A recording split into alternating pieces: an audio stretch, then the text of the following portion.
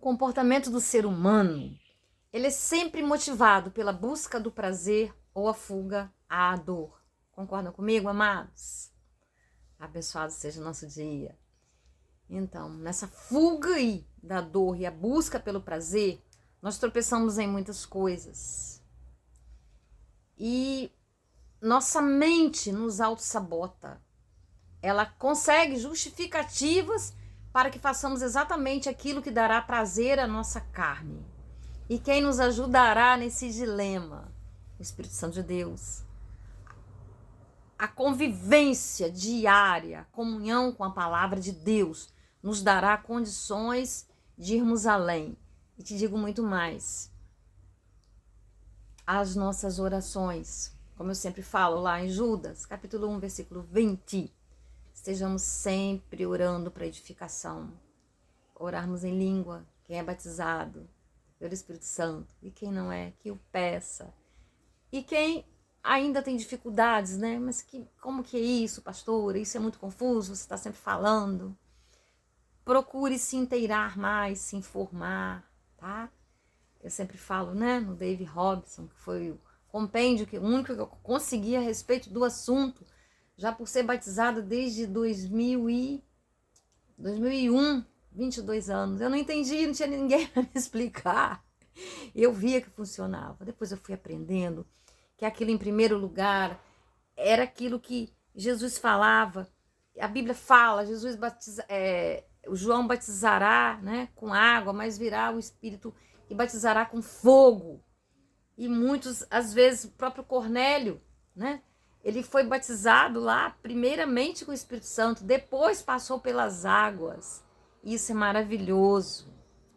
Mas levar essa bandeira não é fácil, porque há muitas controvérsias, há muitas resistências. Mas eu aprendi uma coisa, aquilo tudo que a veracidade, né?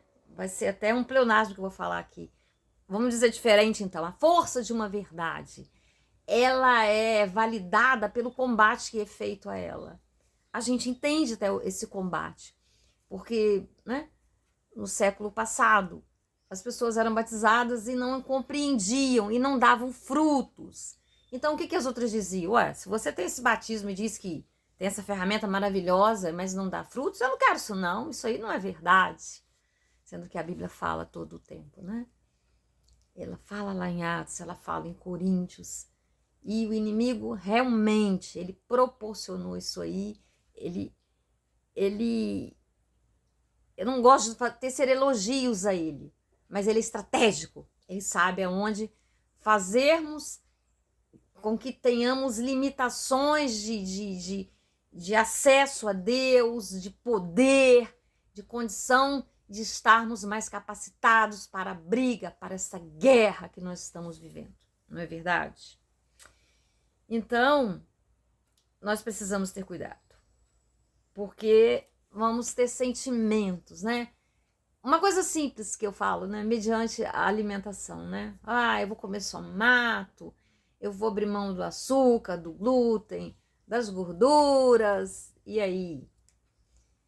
Principalmente no momento em que eu não tiver feito a minha alimentação separadamente, porque na minha casa, por exemplo, né? Quem se alimenta assim sou eu. Então eu convivo ali na cozinha, eu cozinho, eu vejo aquilo ali. E na hora que eu tô com muita fome, nosso Deus, sabe, ainda tem que preparar separadamente, olhar aqueles alimentos. Olha, é uma luta constante.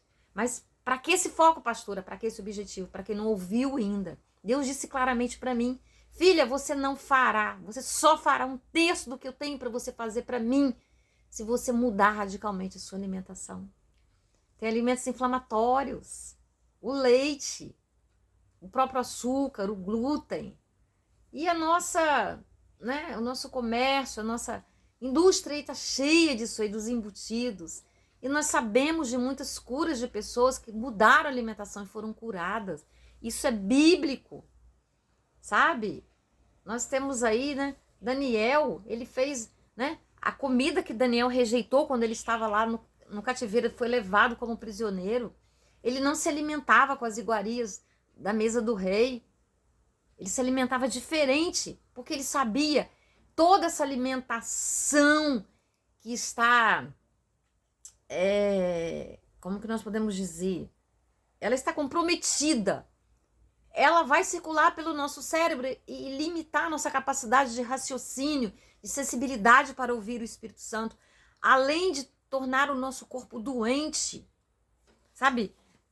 Dor aqui, dor ali, inflamação ali, alergia e uma série de coisas. Então isso é muito sério, mas é um assunto muito complexo, né? Porque a propaganda, ela é muito forte.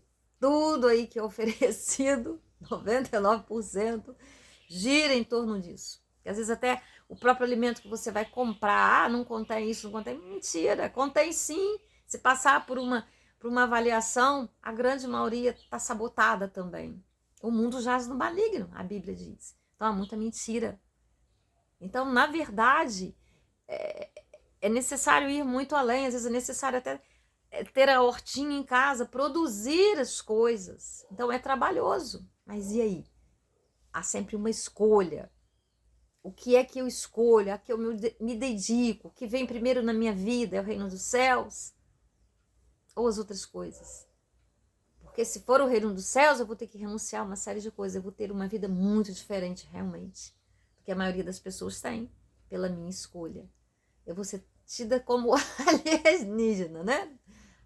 Loucos. Mas a Bíblia já fala também que os que são de Jesus realmente são loucos. Mas o que nós estamos falando realmente sobre o comportamento de Pedro. Pedro disse que iria com Jesus até a morte, que o seguiria, né?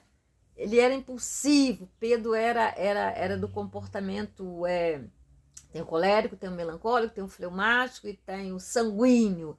São vulneráveis, falam, soltam as coisas e depois não podem viver, assumir aquilo que falaram. E Pedro era assim. Mas nem por isso deixou de ser chamado para liderar os primórdios da igreja. Não é verdade? Pedro, pedra, foi uma rocha. O Pedro, velho Pedro e o novo Pedro. O Pedro arrependido, o Pedro que foi chamado. Pedro, tu me amas? Amo, Senhor. Pedro, tu me amas? Amo, Senhor. Pedro, tu me amas? Senhor, eu fico triste de ouvir essa pergunta, né? Na tradução da pastora Marisa. Tu sabes que te amo. Apacenta as minhas ovelhas. Amar a Deus de palavras não é o suficiente. Nunca foi. Amar ninguém com palavras é o suficiente. É necessário realmente haver atitudes correspondentes. Amor é compromisso, amor não é sentimento. Sentimentos são paixões, é o gostar. Faz parte. Mas a parte maior, a parte forte é o amor em atitudes. É o amor responsável, é o amor que renuncia. É o amor que vive realmente os frutos do Espírito. E que nós estaremos nos esforçando até o último suspiro para vivê-lo. Renunciando às muitas coisas, principalmente ao nosso prazer. Abrindo mão de muitas coisas. Vendo o mundo com outras lentes, com as lentes de Cristo. Com a ajuda do Espírito Santo, a todo tempo. Orando, principalmente no Espírito. Olha, se vocês têm necessidade de saber mais coisas, e eu creio que tenho, né? Eu vou gravar áudios falando mais sobre esse assunto, mesmo porque para ajudar. Olha, não sei se vocês conhecem a pastora Joyce Maia, o marido dela foi batizado sentado na privada pelo Espírito Santo. Eu já fui ministrada, uma grande amiga, no meio de uma guerra, do resgate, de uma pessoa muito preciosa para mim. Eu recebi esse batismo para eu ter condições de não ser engolida por aquela guerra naquela época. E eu também não entendia, eu ficava muito confusa, eu questionava e ninguém me respondia, meu próprio pastor não sabia, ele dizia, eu também não sei, ele não era batizado. E ele não sabia, ele não tinha as respostas, mas funcionava, era poder, era força, era tudo que eu precisava, né? 2001, 22 anos, e glória a Deus que eu nunca perdi o meu batismo, e eu pratico e cada vez mais, sou abençoada por isso. Mas então, meus amados, que nós tenhamos essa condição de renunciar ao prazer imediato, em prol de algo mais nas nossas vidas. Eu preciso renunciar para eu cumprir a minha missão. É para isso que eu fui chamada à vida.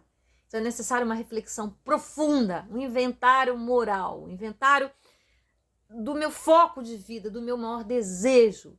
É ter um equilíbrio emocional, um desenvolvimento espiritual ou Não. Se não for, não vai adiantar. Por isso é necessário esse questionamento, por isso é necessário esse desejo, porque Deus nos deu o livre-arbítrio para escolhermos e Ele não vai nos tirar. Ele vai nos dar toques.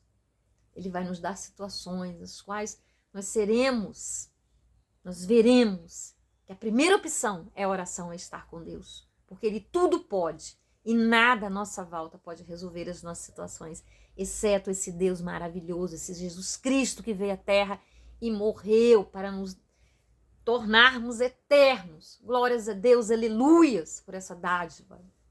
Abençoado seja você, meu querido, minha querida. Vamos orar?